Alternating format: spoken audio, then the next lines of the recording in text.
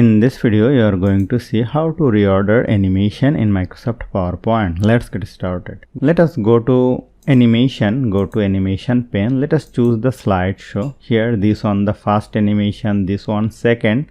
But if I want, this will be the first one.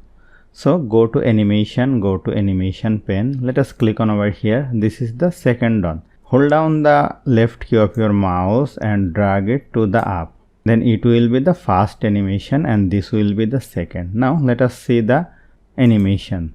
This will be the first one and this will be the second one.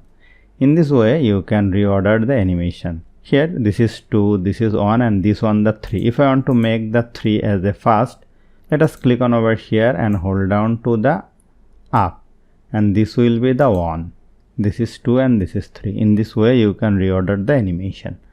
So hope you found this video helpful. If you like this video, please share this video with your friends and family and don't forget to subscribe. Thank you.